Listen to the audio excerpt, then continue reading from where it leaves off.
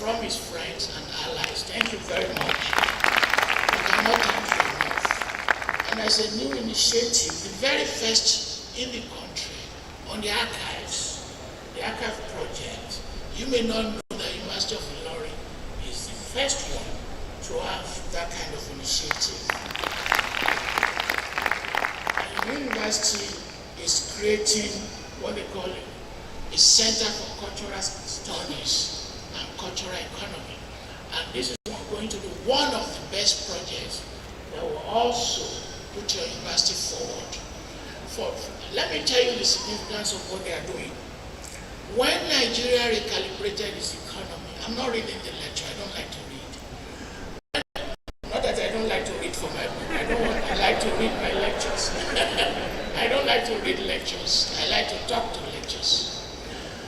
When Nigeria recalibrated its economy to become the biggest economy in Africa, it was made possible by what we call cultural economy. We began to calculate what Nollywood was bringing. And Nollywood is the third biggest movie industry in the world. We cannot thank young men and women enough. And then two achievements which do not hold to the universities and which the universities should begin to appropriate. That if you see the face of Nigeria, the face of cultural diplomacy, the face of our successes, they do not belong to my generation. They belong to your generation. The transformation of Nollywood into the third biggest film industry in the world derives from people like you, collecting our stories and transforming them into great performances. Come the music. The Nigerian Afrobeat is now the very best in the world. Davido's Unavailable, ranked #1 in UK, you may not know. And Nigerian artists like Ashake, they have become global figures. So they want everything. They do not hold these to universities, but the universities in creating this kind of cultural center can produce more like that. The Nigerian fashion industry has become one of the very best in the world, designing clothes and bringing brilliant ideas. And in taking all these ideas together, the generation that now give us the theories we use. When I was in school, we were using the theory of Pan-Africanism. Today, the theories we use, Afrofuturism, cosmopolitanism, they are theories that derive from your generation, which my generation are now using for our intellectual projects. Thank you very much for all this.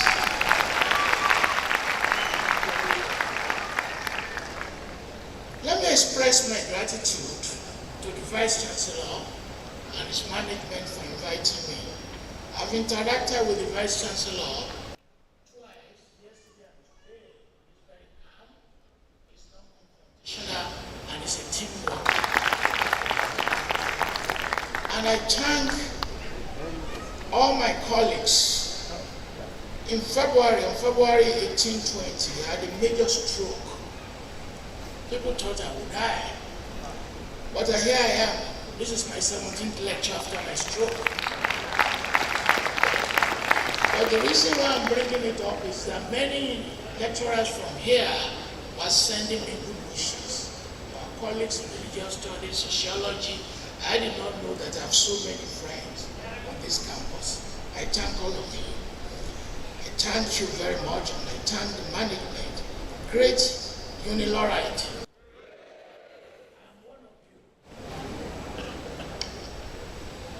Parents, I thank you for your contributions. I'm a parent myself, I have grandchildren. It's very difficult to look for the money, but it's your values that made it possible, and that's one of the topics I want to talk about. Parents, congratulations. Congratulations to you.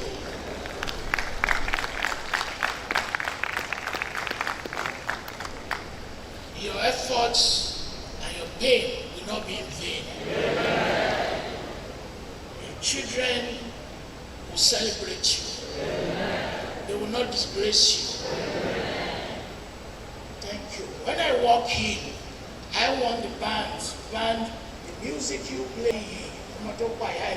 Please, can you play it again to honor the parents?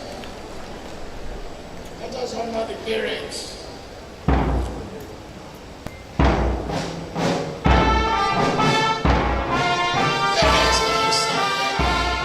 Please sing, please sing.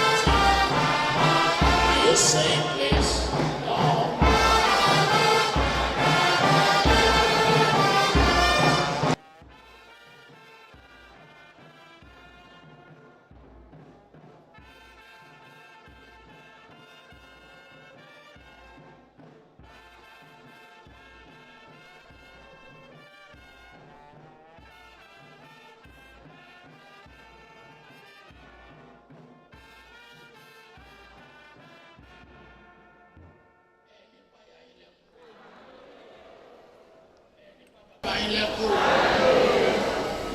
Iná ọmọ òní jó àwọn òbí yín o. Iná ọmọ òní jó àwọn òbí yín o. They gave me 45 minutes. No, they can't drive me away from the podium.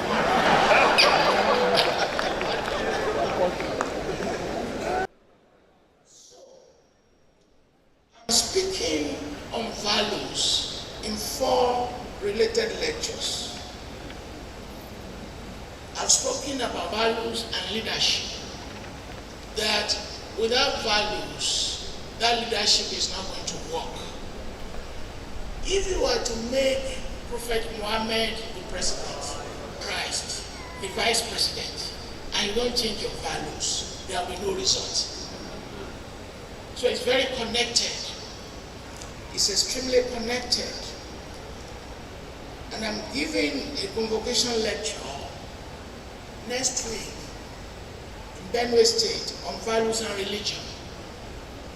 We have religion, but it does not mean that we have values. You can have religion, it doesn't mean you have God.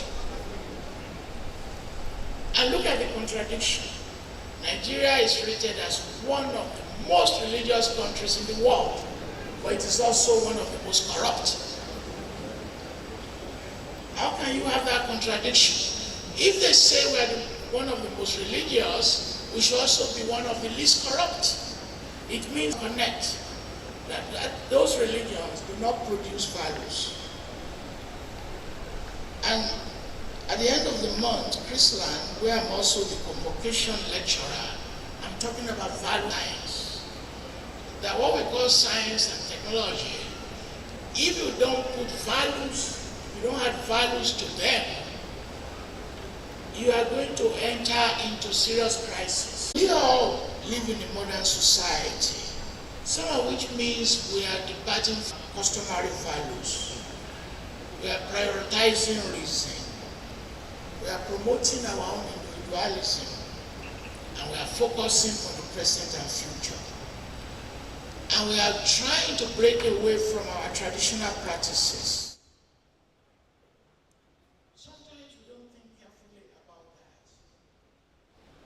We are trying to break away from our beliefs. Sometimes we don't think carefully about that.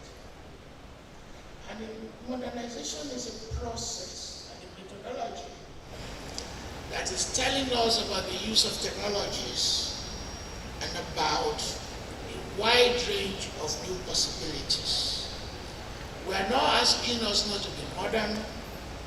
We are not saying we should not modernize, but we should not throw away traditional beliefs that work for us. Because when you throw them away without thinking carefully about what to replace them with, we are going to get into trouble. Our marriages used to be stable. Our raising kids used to be stable. Our respect for elders used to be very stable. Why are we going to allow modernity to take away the best from us? And I'm warning you and I to be very careful not to do that. Society has to change. I don't have any problem with that. Society must change. We used to live in a stone age. And then we change. During the Stone Age, there are values that sustain it. We move to Iron Age, values to sustain it. Industrial Age, values to sustain it. Anytime you shift society, the values will shift, but it does not mean that we will then replace those values with those that become one for us. As these values change, let us build them, think about appropriating them, and turning them into values that work for us, values that work for us in art, in music, in literature. And as we do this transition, let us be very, very careful in terms of what and how we do them. We copy too much, and we have to be very careful. They are not copying us, it's only we copying them. And we have to be very, very careful as to what we copy. There will always be transformative changes. Ideas will always come. There will always be new technologies. There will always be things that are new. It's a job to say, this is how we are going to use them. And for those of you who are into all these modern technologies, use them to empower, not to destroy yourself.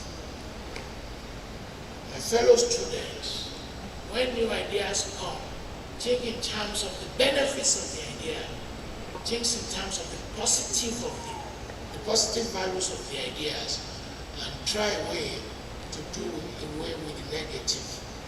We are part of a globalized world. There's very little we can do about that. Values are not going to be fixed. Value coming from other countries, from Japan, from South Korea, from everywhere. We cannot stop that process, but we have the capacity to say, these are the best thing we are going to try.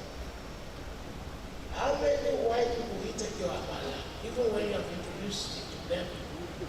How many of them eat pounded yam? How many of them wear off? What do they take from you? As we take from them, let us be careful what we are taking. We cannot stop global process, edit the process, and take multiply. And you think that it is not possible. Look at Japan in terms of the maintenance of its culture. If you think it's not possible, look at Israel, reviving basic and Igbo. And you see the possibility in saying that you are going to use your own culture as a cultural template for your own modernity. You are going to use your own culture as a template for your own development. And you are going to use embedded values as an example of Convocation to be the guiding principle of what you do. The very fact that a distinguished professor does not mean I will say KBC and not prostrate. The very fact that you are having a PhD in this convocation does not mean you will see your elder and not respect them. And we have assets that we should not do away with. We are going to have challenges, various challenges, because the world will continue to shift. When this world shifts, sometimes they disempower us. We have to fight our own marginalization. We have to fight how we have been dominated. Between the 15th and the 19th centuries, over 14 million Africans were taken away because of their muscle power. They just needed their muscle, the ability to plant on plantations, and they damaged us. And they damaged us considerably at a time when history shows clearly you are making. And that progress, the values made it possible. The values that produced the Hausa states, the values that produced Oyo Empire. We had those institutions, we built them. The Oyo monarchy was far ahead of many other monarchies in the world. The ideas we had, the values we had, sustained us for centuries. And please, when you read Western literature, you must be very, very careful. Try to understand what they're saying and try to relate them to our own possibilities. We have thrown away our traditional medicine, when in actual fact they work. We are throwing away our food practices when they work.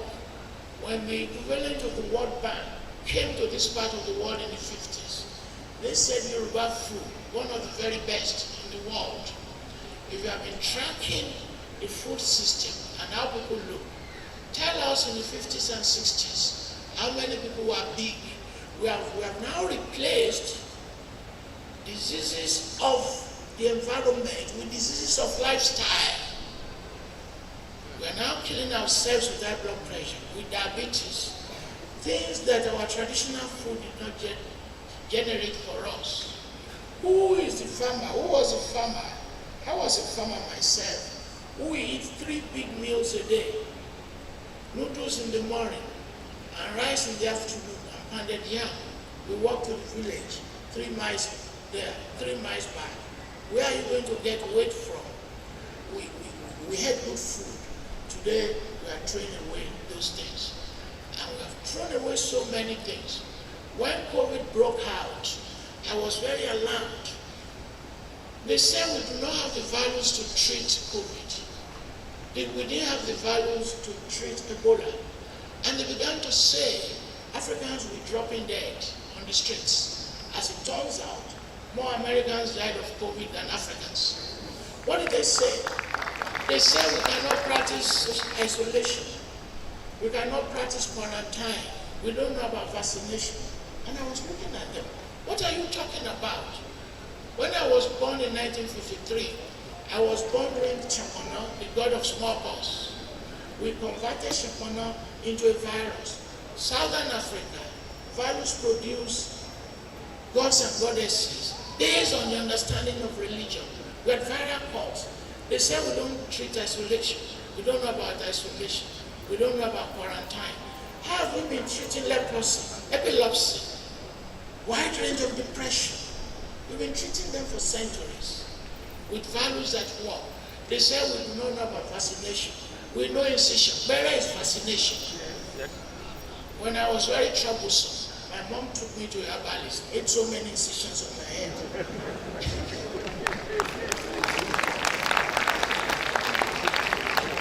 So, come to tell you things you have been doing forever and tell you you don't know about it.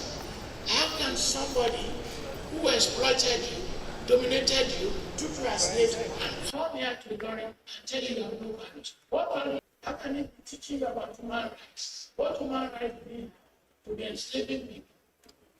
Anybody who can enslave 30 million people cannot be teaching you about human rights. So when we read Western literature, when we read all these ideas, they're good, but also know the generating knowledge. Africa has been there, and this knowledge, part of our values, we should not throw it away. We call it metaphor. We produce epistemologies. You may not like my example of Ifa. Ifa is bigger than the Bible. It's bigger than the Quran.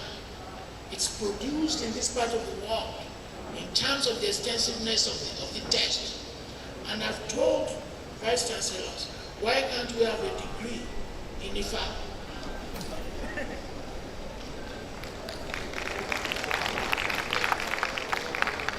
Just as we have degrees in these other disciplines, we can have degrees in them. And you may laugh. When I was young, I told my mom that there were no Ajay. My mom said, please, please, please, don't say that again. Please, don't let people hear, because Ajay will kill you. We have Ajay. I've seen 2 in this room.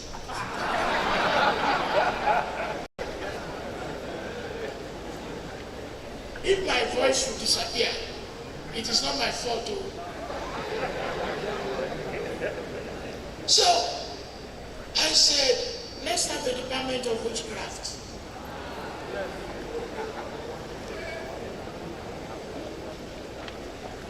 When I took the idea to South Africa, They are now awarding degrees in witchcraft. I'm a professor in 2 South African universities. He said, okay, if they don't want this idea, you have it. You can now have a degree in witchcraft. The point is, the knowledge and values that people have produced over the centuries should be part of what we do and teach, and the degrees we award. And my message is, we should rethink the system and not throw away many of these possibilities. Values are going to change. Many of the students who are here, you are produced for the world, and we are very grateful for the University of Ilorin. Some of you will work in Gambia, some of you will japa to Australia. I don't have any problem with that. The problem I have is, what do you give back to your parents, to your institutions? It's a good idea to produce you in a way that you can be of global relevance. And this university has successfully done that. And in producing you to become part of the modern world, I cannot stand here before you and say, oh, Trump. One to Baba can find a pan with the So human beings from their capacities, they look at the environment, they look at what is possible. I am not going to stop you from doing that. Modernity will continue. We're in a digital revolution, and the AI, artificial intelligence, is going to bloom. That in the next 10 years, everything will change. The academy has to be very responsive. We have to create new disciplines that will take care of these needs. And we have to do a combination of degrees. In this combination of degrees, you can have a BA in chemistry and yoga, a BS in physics and history. We have to rethink how the system works. And we have to know that the teenagers, when I was in school at Ife, and your generation is different. Many of you know so many subjects. You are talented in artificial intelligence, you are talented in coding. We have to see how we are going to nurture those talents. And we have to create incubation that will make things possible for you so that we are not going to lose you. If we continue to teach you in the older values, older technologies, we are going to lose you. And Mr. Vice Chancellor, I don't want us to lose this generation. When we see these changes of modernization coming, our scholars, our writers began to track it. Isaac Delan wrote on Ayedaye Oyibo. When he saw the danger of our introduction to modernization, as we move forward, we begin to see the threats. Bó ṣe gbà ló kàn, bó sì tọ́kọ sí mọ́. In which we now begin to accept things. And I don't want to, if you have not heard this saying, do not be offended. Don't be offended. They say it out of frustration. And this frustration is tied to issues of kids in relation to ritual murder, kids using their own brothers and sisters for ritual murder. My fellow students,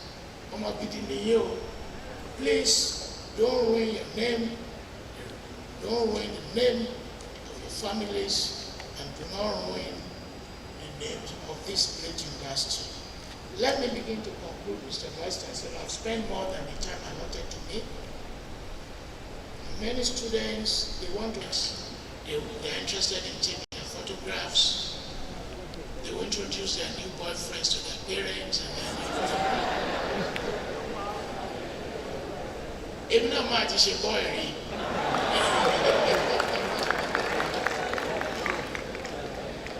tradition and modernity have consistently emerged as a prominent motif. And tradition and modernity will continue. Values will continue. It is the good one that we should hold to. And we should, in spite of our education, in spite of our collective heritage, we should, in spite of our education, insist upon Africanity.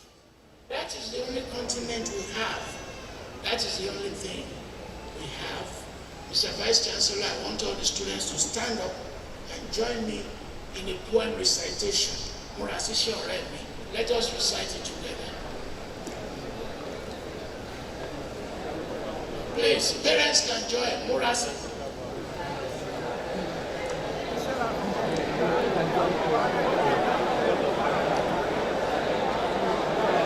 Can we start all over?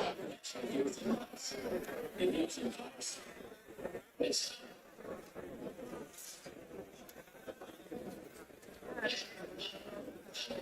1, 2, 3, 4.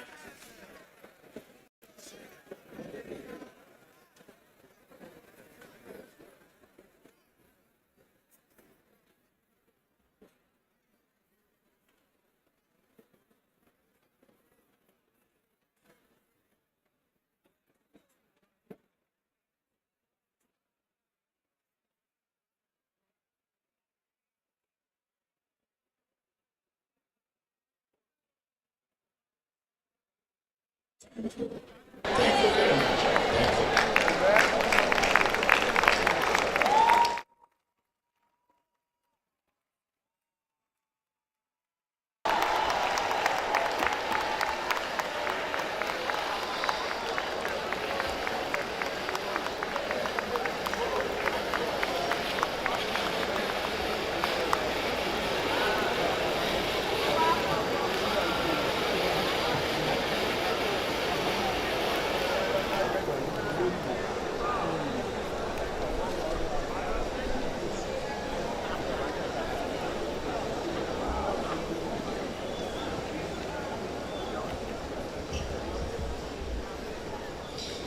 Distinguished ladies and gentlemen, please, shall we put our hands together?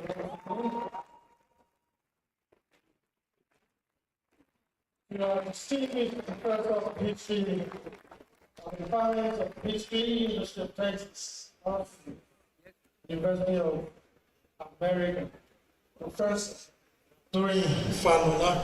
Thank you very much, sir.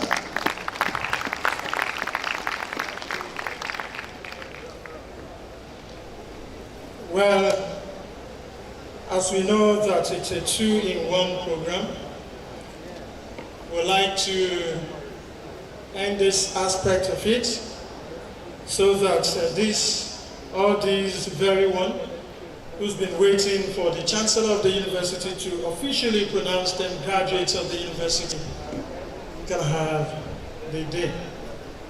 So I'm calling now on the University Registrar and Secretary to the Governing Council, Mr. Mansour Adeleke Alfanla, for our vote of thanks and to wrap up this session of the program. For brevity of time, I will take the protocols by simply adopting the already established one. The task is to give vote of thanks.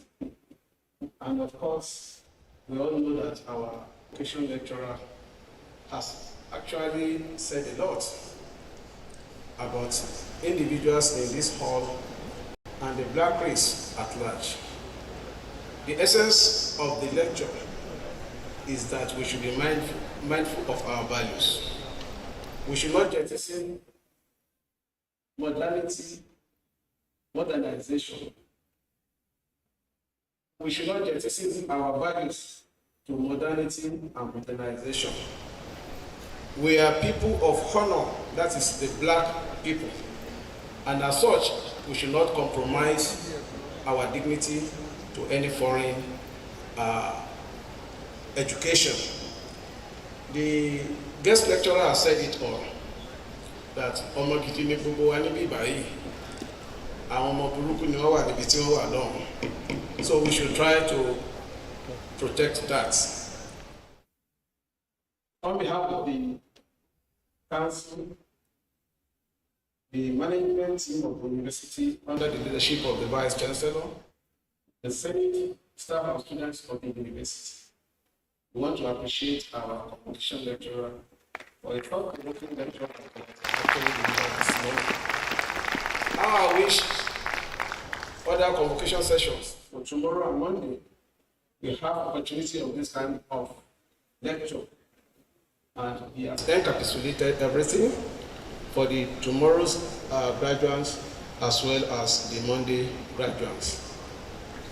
Sir, we are very grateful to you for awakening our consciousness and for us to realize our real selves. God will continue to endow you, will continue to protect you, will continue to promote you.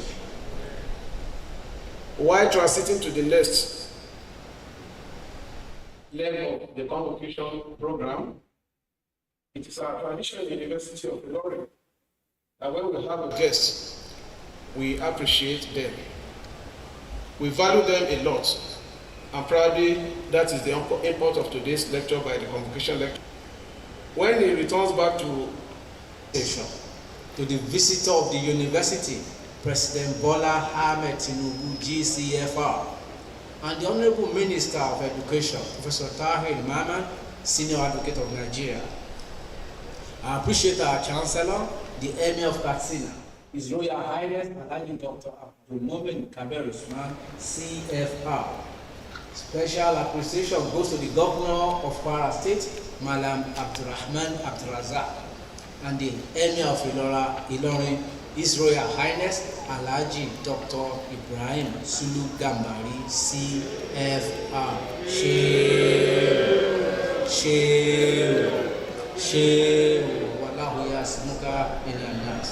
Another Royal Highnesses and my Lord spiritual and temporal for being supportive at all times. Permit me to also appreciate the convocation lecturer for the combined 37th and 30th convocation ceremonies of our great university in person of Professor Toyin Omoyele Fadola, a distinguished professor of history at the Department of History, University of Texas, Austin, United States of America. The title of this year's convocation lecture was Modernity, Modernization and Values. The lecture was not only enlightening, but also thought-provoking, and it left a lasting impression on my person. Your choice for this combined convocation and the topic of the lecture are divinely orchestrated decisions, which has added colors in many ways to this year's ceremonies. I do not want to recap of your lecture, but no doubt the thoughts and views expressed are thought-provoking and shall be used in re-evaluating our ideas of modernization and values.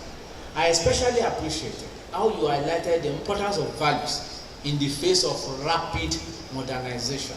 Your emphasis on the need to preserve our core ethical and moral principles while adapting to the changing world resonated with me on a personal note and to us as an institution.